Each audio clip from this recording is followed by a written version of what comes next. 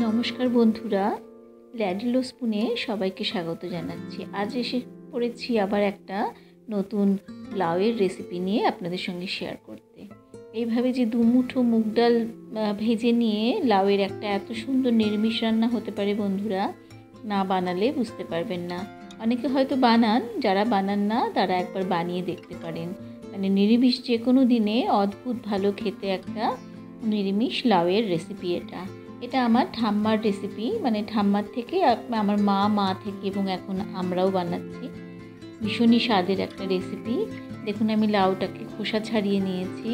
এক টুকরো লাউ আমি সব কেটে আলাদা করে নিয়েছি, সেটা কিন্তু আমি সবসময় ডালে দেওয়ার জন্য আলাদা করে রেখে দিই। এবার খুব মিহি করে পাতলা করে লাউটাকে কেটে নিচ্ছি।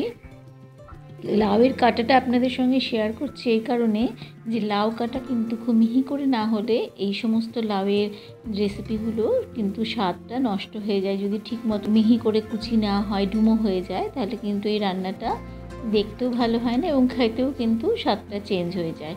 দেখুন আমি কিভাবে মিহি করে কুচি করে কেটে নিয়েছি, একদম এইভাবে কেটে নিতে হবে। এরপর আমি 2 মুঠো মুগ ডাল নিয়ে নিয়েছি। এটা মানে মুগ ডালটা মুঠো করেই এটার মানে মাপটা নিতে হয়, এই কারণে যে ডাল কিন্তু বেশি দেওয়াও হয় না, আবার খুব কম দেওয়াও হয় না। 2 মুঠো মুগ ডাল নিয়ে একটু লাল করে, বেশ ভালো মতন লাল লাল করে ভেজে নিতে হবে। কম ভাজা হলে কিন্তু ডালটা সেদ্ধ হয়ে গিয়ে ডালটা মানে রান্নাটাই অন্যরকম হয়ে যাবে। আবার একটু খুব বেশিও একদম কালো করে ভাজবেন না, একটু লালচে করে মানে ভালো মতন করে ভেজে নিতে হবে মুগ ডালটা। এবার কুচিয়ে রাখা লাউটা দিয়ে দিচ্ছি, দিয়ে তার সঙ্গে ভেজে রাখা মুগ ডালটা দিয়ে দিলাম। মানে এত কম মশলায় একটা এত অপূর্ব স্বাদের লাউ হতে পারে বন্ধুরা, এবং খুব সহজে খুব কম মশলায় তৈরি করা রেসিপি একটা। দিয়ে দিলাম আন্দাজ মতো নুন, 2টো কাঁচা লঙ্কা চিড়ে দিয়ে চাপা দিয়ে দিলাম। এতে কোনো জল দেওয়ার প্রয়োজন নেই, লাউ থেকে এত জল উঠবে যে তাতেই কিন্তু লাউ এবং ডাল দুটোই সেদ্ধ হয়ে যাবে।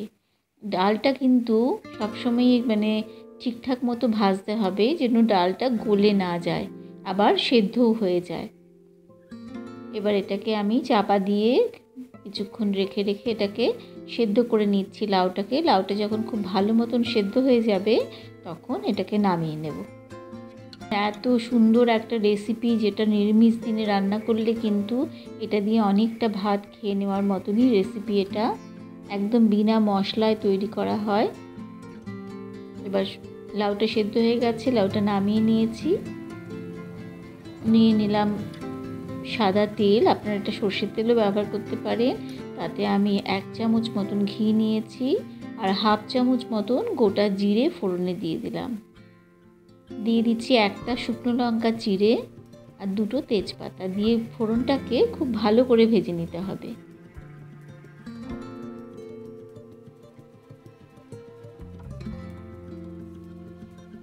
ফোড়নটা খুব ভালো করে না ভাজলে এই রান্নার গন্ধটা আসবে না। অনেকে এটা লাউটা একবারে বসিয়ে দেন ফোড়ন দিয়ে, তার থেকে কিন্তু এইভাবে রান্না করলে রান্নাটা আরও বেশি স্বাদের হয়। এই কারণে যে ফোড়নটা দেওয়ার পর ফোড়নের গন্ধটা রান্নায় রয়ে যায়, অনেকক্ষণ ধরে রান্না করলে যেটা কমে যায়। ফোড়নটা ভাজা হয়ে গেছে, এবার সেদ্ধ করে রাখা লাউ এবং ডাল আমি ওই ফোড়নের মধ্যে দিয়ে দিচ্ছি। কোনো রকম মশলা কিন্তু আমি এতে ব্যবহার করব না। এত কম মশলায় একটা অপূর্ব স্বাদের রেসিপি এটা, বন্ধুরা অবশ্যই একবার ট্রাই করে দেখবেন।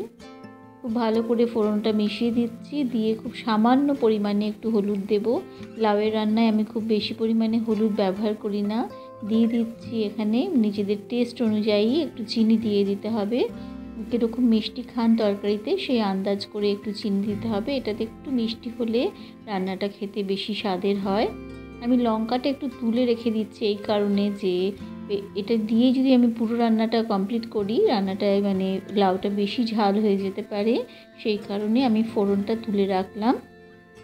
রেখে এবার খুব ভালো করে এটাকে সমস্ত কিছু মিশিয়ে দিয়ে রান্নাটা করে নিতে হবে। এবার জলটাকে পুরোটা আমাকে শুকিয়ে নিতে হবে। লাউয়ের যেহেতু নিজস্ব যে জলটা থাকে সেটাই উঠেছে, সেটা আস্তে আস্তে শুকিয়ে নিতে হবে। কিছুটা নুন দিয়ে দিলাম,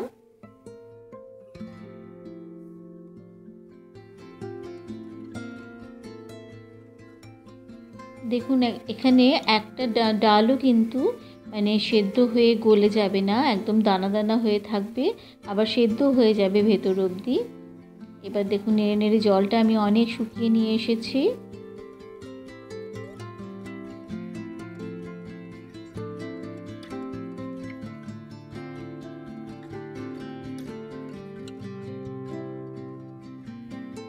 জলটা প্রায় শুকিয়ে এসেছে।